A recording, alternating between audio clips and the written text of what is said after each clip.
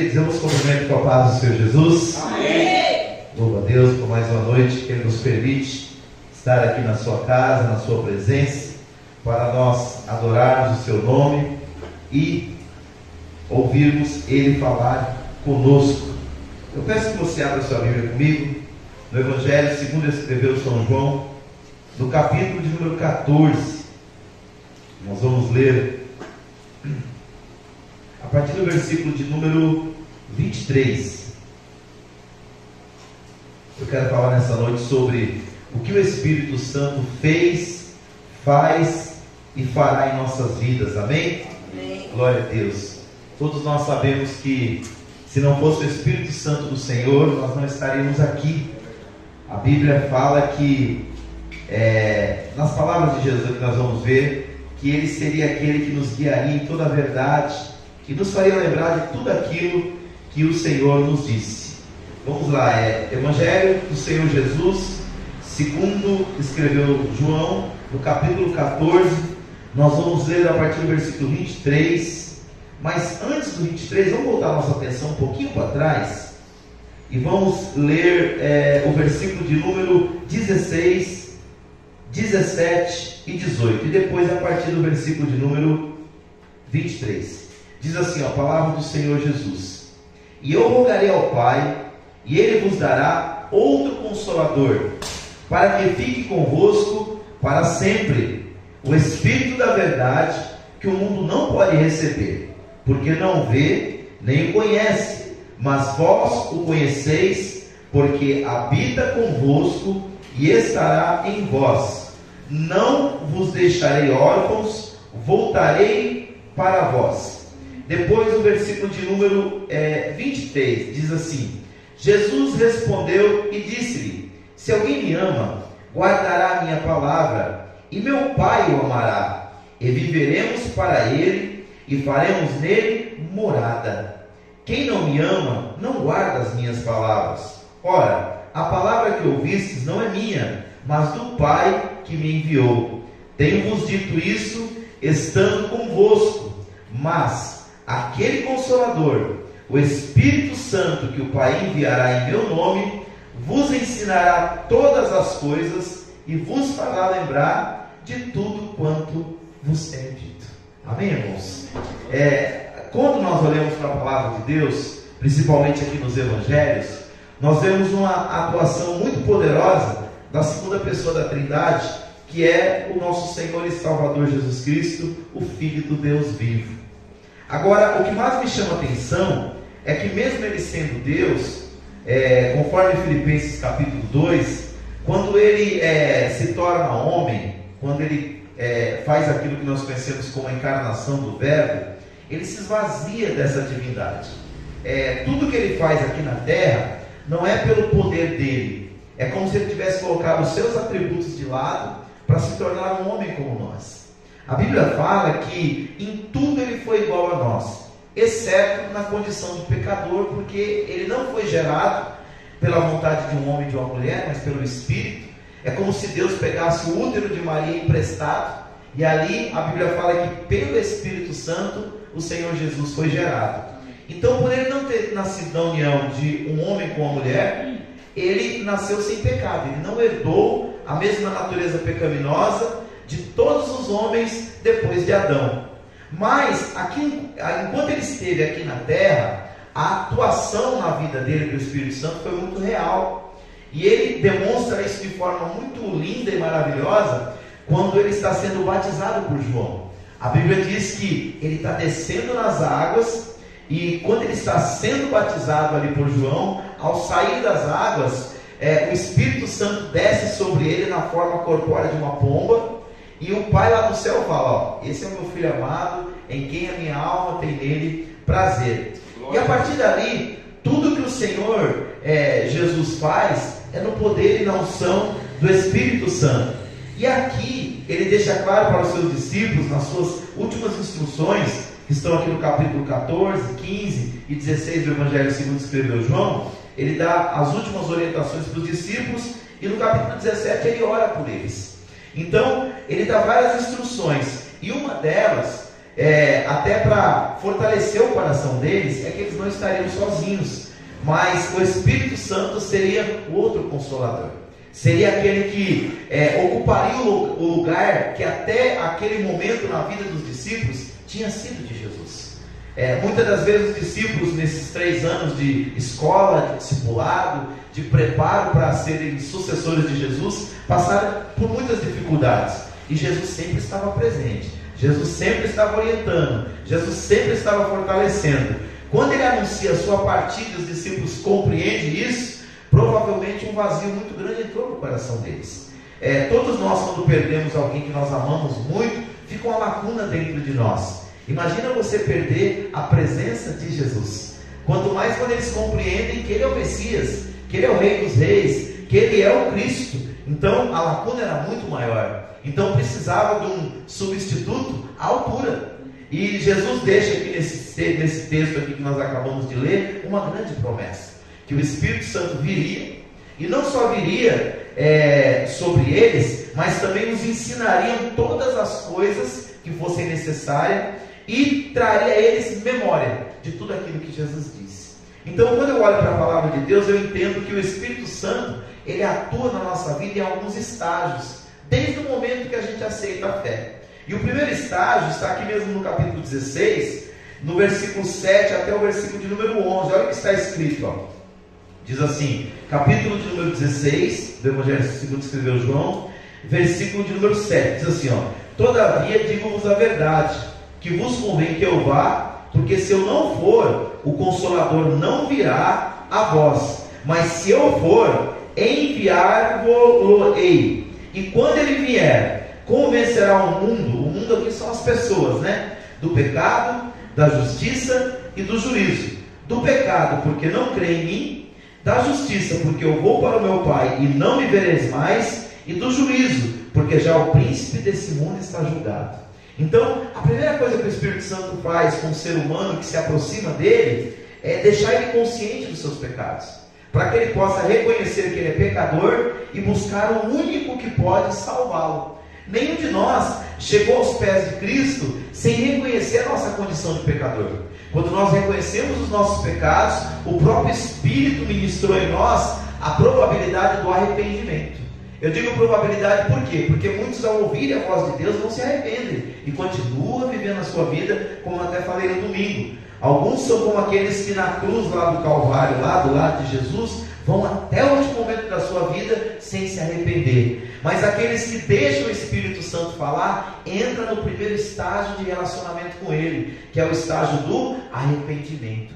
E quando isso acontece uma mudança na vida dessa pessoa. Por quê? Ela deixa de ser uma pessoa que está andando a passos largos em direção ao abismo, para ser uma pessoa que vai caminhar agora com Jesus, que vai caminhar agora no caminho da salvação.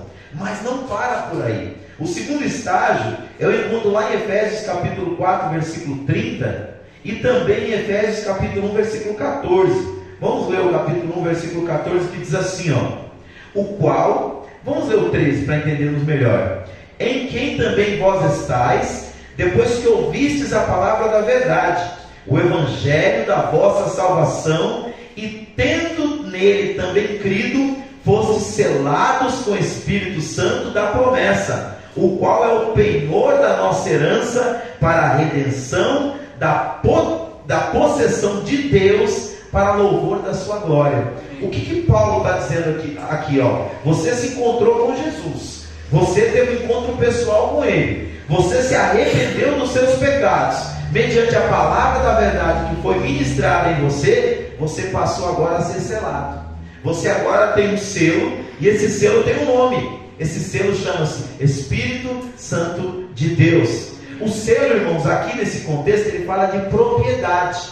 Na época que Paulo escreve isso, era comum os grandes fazendeiros, os grandes proprietários terem o seu selo, com o qual eles marcavam cartas, com o qual eles marcavam documentos, e com o qual até eles marcavam possessões. Então, pela marca do selo que havia numa madeira, pela marca do selo que havia num documento, pela marca do selo que havia numa carta, que geralmente estava no anel, ele colocava aquele anel na tinta e marcava aquilo numa carta, num documento, numa propriedade sua, em um animal. quando aquele selo era marcado, quem batia o olho já dizia: esse animal, essa propriedade, esse documento, essa carta é de fulano de tal. Quando Paulo usa essa analogia, todos os crentes da cidade de Éfeso entendem que aquele que aceita Cristo, ele recebe um selo, ele recebe uma marca, e essa marca é o Espírito Santo nele. E aqui, quando ele usa a ideia de penhor, é aquela ideia do casamento no Novo Testamento, né? O homem, quando ele ficava noivo de uma moça, ele dava um penhor, era uma garantia que ele iria se casar com ela.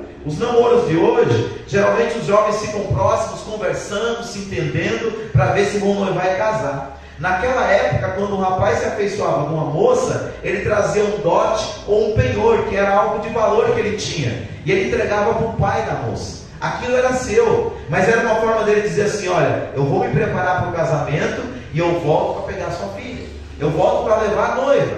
Então, muitas das vezes, naquela época, se a pessoa não voltasse, ela tinha um prejuízo financeiro grande, porque ela deixava algo de muito valor com o pai da noiva. Trazendo essa analogia para a nossa vida, como o Espírito Santo é o penhor, é o selo de Deus em nós, é a garantia que o noivo foi, mas que um dia voltará para nos buscar. Aleluia! Tanto que nesse mesmo livro, no capítulo 4, no versículo 30, o apóstolo Paulo exorta os Efésios a não entristecer o Espírito Santo, né? No qual foste selados para o dia da redenção. Do que ele está falando? Quando Jesus vier para redimir todas as coisas, aqueles que são selados, ele levará consigo. E algumas pessoas, às vezes erroneamente, traduzem selo como o batismo do Espírito Santo. E o selo não é o batismo é a segunda promessa. O selo é a presença do Espírito Santo em você, que aceitou a Cristo como garantia que você é propriedade de Deus. Quando Paulo escreve para a igreja de Éfeso no capítulo 8, ele fala lá para a igreja dos Romanos, ele fala que aquele que não tem o Espírito de Cristo, esse tal não pertence a ele. Então, quando nós estamos conhecendo a Cristo, nós somos o que? Convencidos dos nossos pecados para o arrependimento pelo Espírito Santo. Mas no segundo estágio, nós já fomos convencidos, agora nós somos selados, marcados e nos tornamos propriedade de Deus. Glória a Jesus. Mas ainda existe um terceiro estágio. Nesse terceiro estágio, o Espírito Santo que nos convenceu dos nossos pecados para o arrependimento, que nos selou e nos tornou propriedade de Deus, ele quer nos encher. Ele quer nos encher até transbordar. E nessa mesma carta de Paulo aos Efésios, no capítulo 5, no versículo 18, ele dá uma ordenança para esta igreja. Ele fala no imperativo, no versículo de número 18, do capítulo 5, quando ele diz assim, ó: e não vos embriagueis com vinho em que há contenda, mas enchei-vos do Espírito. Então, no primeiro estágio, o Espírito nos convence dos nossos pecados para o arrependimento. No segundo, ele nos marca para que um dia o Senhor venha nos buscar, porque nós somos propriedade dele. No terceiro estágio, ele quer nos encher do seu Espírito Santo, a fim de que nós nos tornemos aquelas pessoas que vão fazer a diferença na vida de outras pessoas. No capítulo 2 de Atos, ele cumpre essa promessa aqui de uma forma muito mais abundante. Quando no capítulo 2, diz a palavra do Senhor de Atos, versículo 1, 2, 3 e 4: cumprindo-se o dia de Pentecostes, estavam todos reunidos no mesmo lugar, e de repente veio do céu um som, como de um vento veemente e impetuoso, e encheu toda a casa em que estavam assentados. E foram vistas por eles línguas repartidas como que de fogo, as quais pousaram sobre cada um deles. Versículo 4: e todos foram cheios do Espírito Santo e começaram a falar em outras línguas, conforme o Espírito Santo lhes concedia que falassem. Se você ler João capítulo 20, você vai ver que Jesus, depois que ele ressuscitou, ele chega para os seus discípulos e diz: paz seja convosco. E ele assopra sobre eles e diz: recebei o Espírito. Nesse primeiro momento, após a ressurreição, eles estão sendo o quê? Selados. O Espírito Santo passa a fazer morada neles. ele inaugura a sua igreja e eles passam a fazer parte da propriedade unilateral de Deus. Agora aqui é uma segunda bênção. Nessa segunda bênção, esse mesmo grupo, que agora não era apenas os 12 apóstolos, mas já era cerca de 120 pessoas, eles estão reunidos no cenáculo, em oração, aguardando essa promessa de Jesus. E qual que era a promessa? Que eles seriam cheios. E aqui eles são cheios do Espírito Santo de tal forma que eles começam a falar em outras línguas, conforme o Espírito Santo lhes concediam que falasse. O movimento pentecostal chama isso aqui de segunda bênção. A primeira bênção é a salvação que vem com a presença do Espírito. E a segunda bênção é o batismo com o Espírito Santo, com a evidência das línguas que glorificam o nome do Senhor. Amém? Glória a Deus. Então, no primeiro estágio, o Espírito Santo nos convence do pecado. No segundo estágio, ele nos cela. No terceiro estágio, o Espírito Santo nos enche. E no quarto estágio, ele dá um propósito para esse enchimento. Ele mostra para nós que não está nos enchendo por um mero acaso. Ele tem um propósito nisso. E esse propósito está muito patente em Atos capítulo 1, versículo de número 8, quando Jesus disse assim, mas recebereis a virtude do Espírito Santo que há de vir sobre vós. Do que ele estava falando aqui? Do texto que nós acabamos de ler. Ele está falando do batismo do Espírito Santo que viria sobre os discípulos de Jesus. E na parte B do versículo 8 do capítulo 1, ele dá o propósito, porque Deus não faz nada sem propósito. Ele diz assim, que há de vir sobre vós e sereis testemunhas, tanto em Jerusalém como em toda a Judéia e Samaria e até os confins da terra. Então, qual que é o propósito de Deus de nos encher do seu Espírito? É para que nós sejamos testemunhas daquilo que Ele foi, daquilo que Ele fez, daquilo que Ele falou. Quando nós, por exemplo, seguimos a nossa caminhada, porque nós poderíamos simplesmente aceitar Jesus e simplesmente tocar a nossa vida com normalidade, como muitas pessoas fazem. Mas quando nós olhamos para a palavra, nós vemos que o desejo de Deus é maior do que isso. Ele quer o quê? Que a gente se arrependa. Ele quer que a gente seja propriedade dele. Ele quer nos encher do seu Espírito, mas Ele quer que a gente dê testemunho. Ele quer que a gente compartilhe com outras pessoas que estão ao nosso redor quem Ele é, o que Ele vai fazer, o seu reino. Esse é o propósito que a igreja primitiva entendia com naturalidade. Durante o período da Idade Média, que durou cerca de 1200 anos, a igreja que na época orientava as igrejas do mundo todo, que era a igreja romana, ela tirou a ideia de sacerdócio universal do povo e colocou o sacerdócio só sobre os líderes, com a seguinte ideia: olha, só os líderes, só os pastores, só os sacerdotes é que devem ministrar. Na Reforma Protestante, um dos pilares, uma das coisas que moveu Martinho Lutero e os reformadores foi devolver ao povo a autoridade que foi dada por Jesus lá no primeiro século. E qual é essa autoridade? Não é só o pastor, não é só o obreiro, não é só o evangelista, não é só o diácono que deve ser uma pessoa que compartilha o reino de Deus. Não, essa é a função de todos aqueles que receberam a Cristo.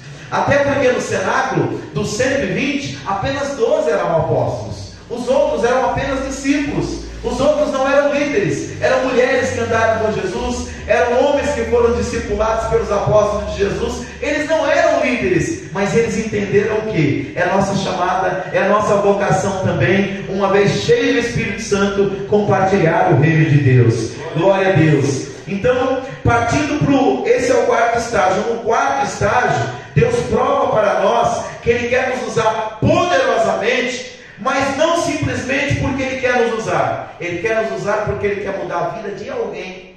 E Ele demonstra isso quando em Atos capítulo 10, versículo de número 38, o apóstolo Pedro, ele vai até a casa de Cornélio, um centurião, um homem que era líder de 100 soldados romanos. E ele não queria ir, porque Pedro entendia ainda, com a mente dele meio fechada, que o evangelho era primeiramente e talvez unicamente só para os judeus. Mas Deus deu uma visão para ele.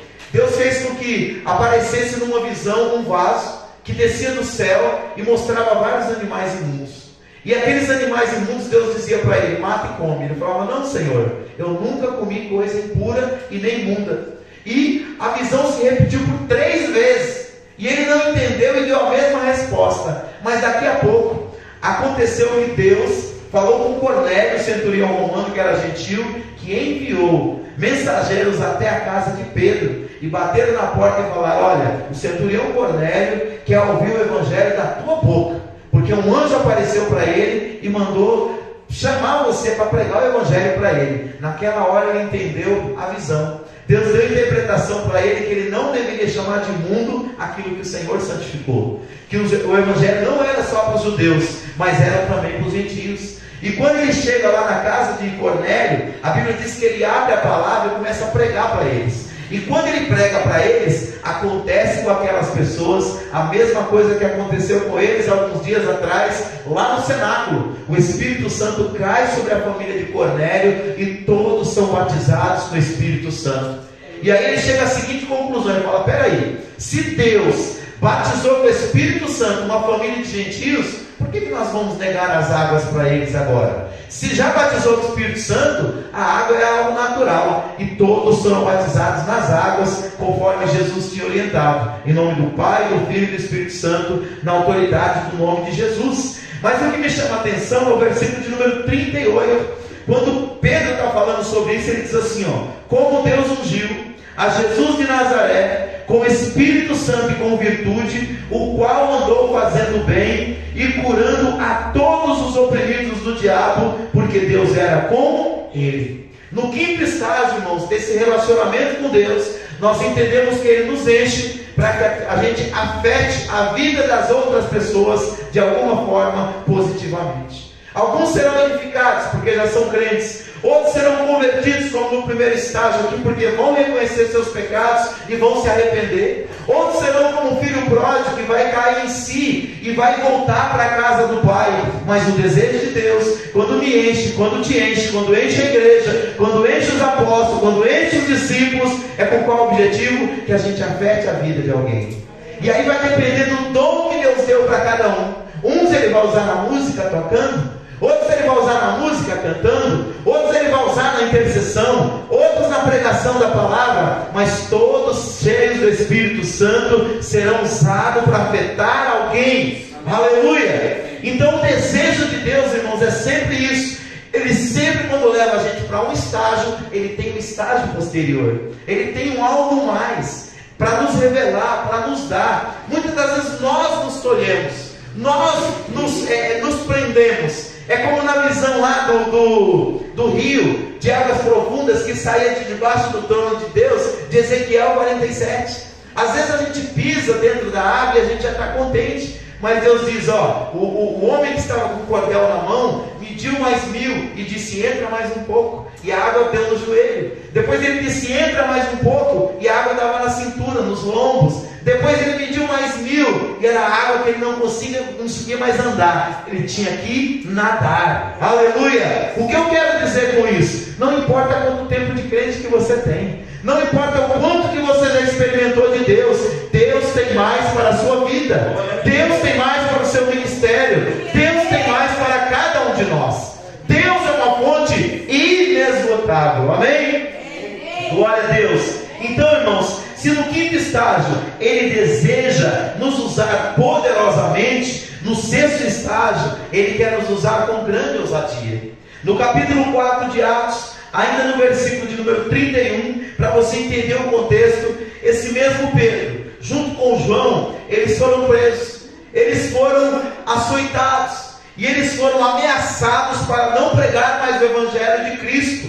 Mas o mesmo Pedro, irmãos, que alguns dias atrás ele negou a Cristo diante de uma criada, ele não teve coragem de dizer, quando ela olhou para ele: olha, o teu sotaque te denuncia, você é um daqueles que andava com Jesus. Ele disse: eu não. Por quê? Ele ainda não tinha essa graça do Senhor, ele negou a Cristo. Mas agora, irmãos, mesmo sendo ameaçado pelo mesmo Sinédrio, os mesmos 72 homens que condenaram Jesus à morte num julgamento arbitrário, olha o que ele disse: e tendo eles orado, moveu-se o lugar em que estavam reunidos, e todos foram cheios do Espírito Santo e anunciavam com ousadia a palavra de Deus. E nesse mesmo texto, quando eles foram ameaçados a não pregar o Evangelho, ele disse assim, nós não podemos deixar de falar aquilo que nós temos visto e aquilo que nós temos ouvidos. Será que nós vamos obedecer mais aos homens do que a Deus?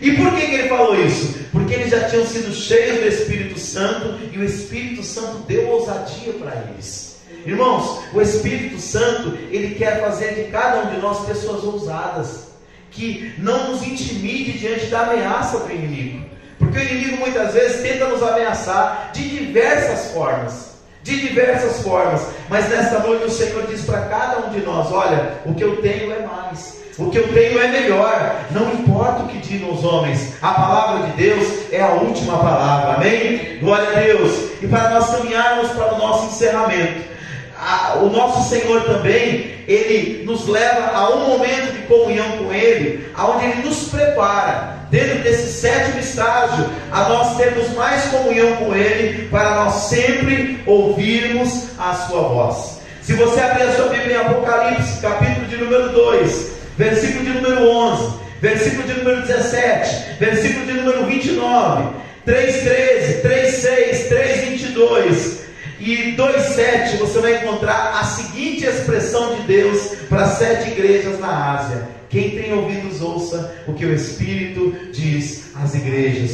Irmãos, quanto mais nós crescemos em comunhão com o Senhor, nós crescemos em comunhão com o Espírito Santo, mais Ele fala conosco, mais Ele ministra ao nosso coração. Tem hora que Ele fala conosco e a gente não sabe nem dizer como é que Ele falou, mas nasce uma convicção tão grande dentro de nós, e você fala: meu, isso aqui só pode ter sido a voz de Deus. Às vezes é você orando, às vezes é você dormindo no sonho, às vezes é você de olhos abertos, Deus te dá uma visão, às vezes é você adorando ao Senhor, vem uma convicção tão forte de algo dentro do teu coração, que você fala: cara, isso aqui não pode ser algo humano, porque no mesmo momento eu estava com tanta dúvida, com tanta insegurança acerca disso, mas a Bíblia diz: quem tem ouvidos ouça o que o Espírito diz às igrejas. E isso nos fortalece, irmãos. Isso muitas das vezes nos ajuda a vencer as dificuldades, vencer os problemas, vencer todos os obstáculos. Porque para pensar, se fosse pela minha e pela sua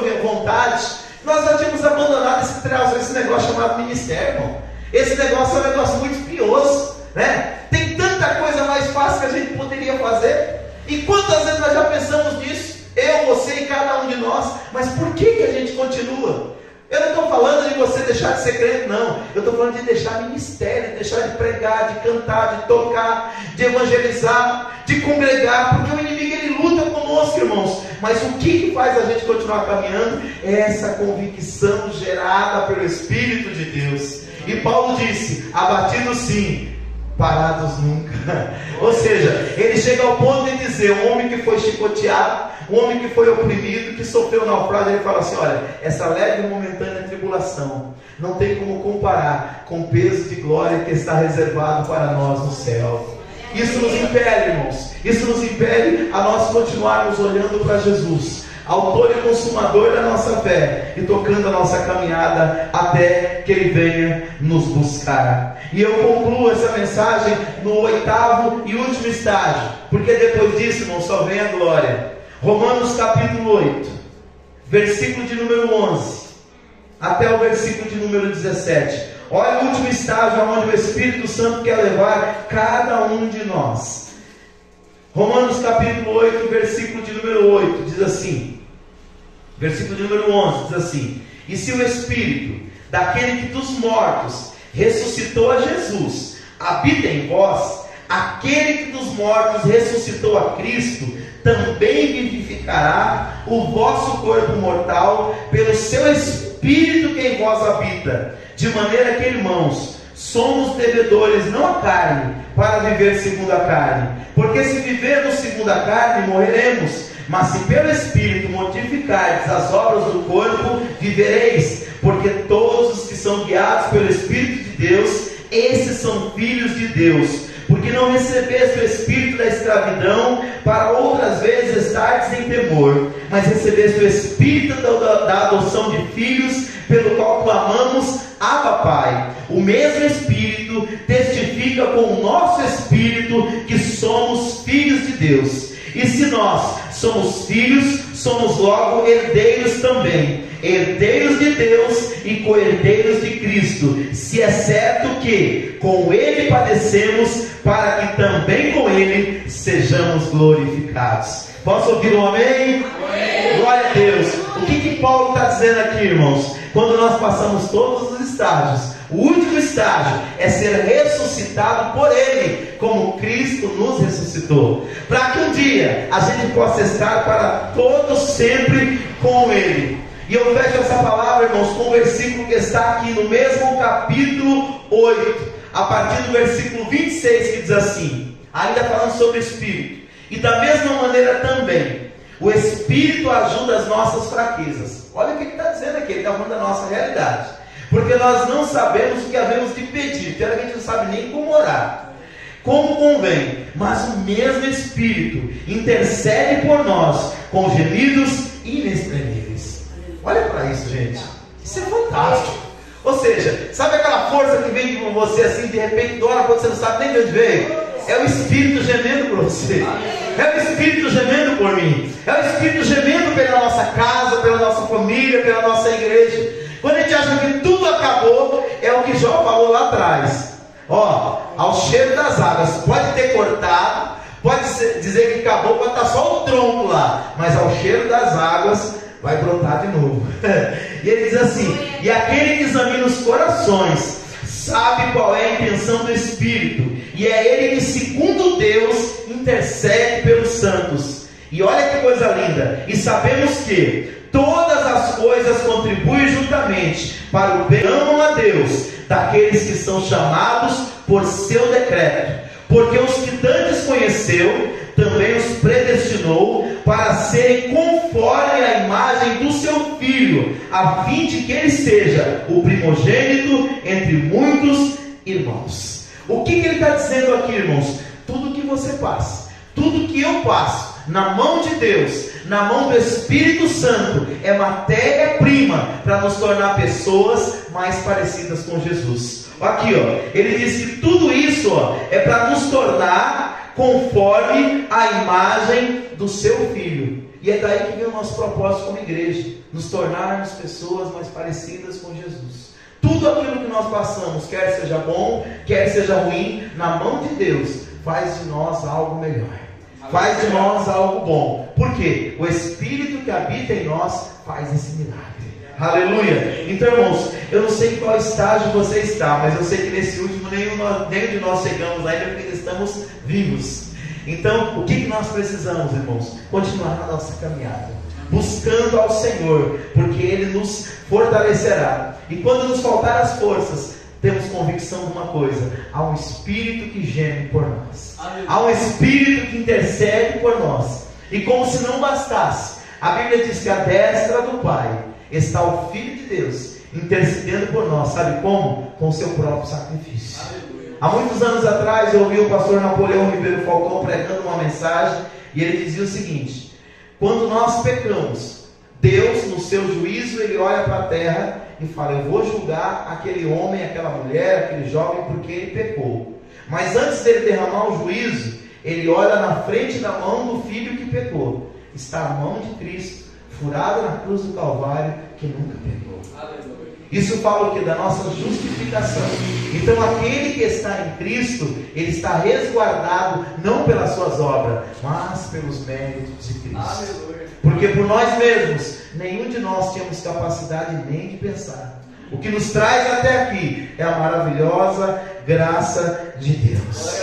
Então que nessa noite nós possamos orar, irmãos, para que o Senhor nos fortaleça, e para que o Senhor nos fortaleça no coletivo, para que o Senhor nos renove, para que o Senhor nos renove no coletivo, porque todos nós precisamos dessa abundante graça de Deus. Se estamos de pé, é porque o Espírito Santo até aqui nos ajudou. Amém? Se coloque de pé em nome do Senhor Jesus. Nas horas das suas maiores dificuldades, Deus vai cumprir na sua vida, eu creio, João 14, 26. O Consolador, quando Ele virá, Ele vai fazer você lembrar daquilo que Jesus disse. Toda vez que eu estou muito triste e abatido, sabe o que o Espírito Santo me faz? Lembrar o que ele disse lá atrás. E aquilo que ele disse me renova. E aquilo que ele disse sobre você te renovará. A promessa que ele fez não caiu nenhuma vírgula por terra, porque Deus não é filho do homem, Deus não é homem para que minta, e nem filho do homem para que se arrependa. Todavia diria e não faria, falaria e não confirmaria de modo algum, porque Ele é o nosso Deus. Amém? Oremos ao Senhor. Bendito Deus e eterno Pai, nós estamos aqui nesta noite, Senhor, apenas pelo poder do Teu Santo Espírito, e a minha oração é para que nesta noite, Pai, da mesma maneira que o Teu Espírito Santo declarou ao apóstolo Paulo, intercede, meu Deus querido, ou intercedia naquela época pelos cristãos em Roma, que o Senhor venha interceder por mim e por cada um de nós aqui, Senhor. Quantas das vezes, ó Pai, nós sentimos a nossa cruz pesada, nós sentimos, ó Deus querido, nosso abatimento no espírito, na alma e até mesmo no corpo, ó Pai. Mas eu quero te pedir nesta noite, em nome de Jesus, para a vida de cada um de nós aqui, ó Espírito Santo de Deus, venha interceder por nós, venha nos renovar, Senhor, venha nos ajudar, Senhor. Visita nesta noite, Pai, cada um dos seus filhos que fazem parte dessa igreja, Senhor. Meu Deus, sabemos das lutas, das tribulações, das provações, das angústias que cada um passa, Pai, no seu particular, no seu íntimo, ó Deus. Mas nesta noite eu te peço, em nome de Jesus, venha, ó Espírito Santo de Deus, nos curar, nos renovar, nos restaurar, Senhor. Meu Deus, muda a nossa história, muda a nossa vida, Senhor. Fortalece as nossas mãos, Senhor. Enxuga as nossas lágrimas, ó Senhor. Ministra na nossa vida, no nosso ser, o seu querer e a sua vontade, Pai. Sabemos, Senhor, das dificuldades que estão diante de cada um de nós, mas sabemos também, ó Pai, que o Senhor é maior do que todas elas, ó Deus, e é poderoso para nos visitar com renovação espiritual, ó Pai. E é isso que eu peço para Ti, para a minha vida, para a minha família, para a nossa igreja e para cada família que dela faz parte, Senhor. Cada membro, cada obreiro, cada congregado, Senhor, toma todos em Tuas mãos e visita agora, Senhor. Em nome de Jesus, eu te peço para a glória do Senhor. Amém e amém. Graças a Deus. Queridos, que Deus abençoe a todos. Próximo domingo às 18 horas estaremos aqui para o culto da família. Amém? E no outro final de semana, sábado e domingo, nós vamos fazer aí um final de semana de missões e evangelismo. No sábado às 15 horas, nós vamos aqui na casa da nossa irmã Margarida fazer um culto ao ar livre aqui. Há dias que ela me pede esse culto lá na casa dela. E na última vez que estivemos lá na casa do irmão Hillary, ela me pediu, já foi a data. Falou, pastor, marca a data. E como a gente já estava no propósito de fazer um trabalho, então encontramos o lugar. Amém? Vamos fazer o evangelismo aí na rua e o culto lá a partir das 16 horas na porta dela lá, falando um pouquinho do amor de Deus. Amém? Então vamos orar. No sábado quem vai pregar é o missionário Isaías, que já congregou aqui com a gente, já fez missões, já esteve aí há alguns anos no campo missionário, vai compartilhar algumas experiências com a gente. Hoje ele está numa igreja pertinho da casa dele, que é a igreja do Avivamento Bíblico. Os irmãos sabem que ele saiu daqui por causa da distância, né? Estava sem automóvel, mas vai nos trazer a palavra aqui. E no domingo o pastor Ademilson Rocha vai fechar esse trabalho em nome de Jesus. Próximo final de semana, de domingo a 8, tá bom? Mas esse domingo agora, culto da família normalmente, em nome de Jesus. Que o grande amor de Deus, nosso Pai, que a maravilhosa graça de Jesus Cristo, seu Filho, e que a doce consolação do Espírito Santo seja com cada um de vós, não só agora, mas para todos sempre. Todos digam amém. Vamos aplaudir o Senhor. Deus abençoe a todos.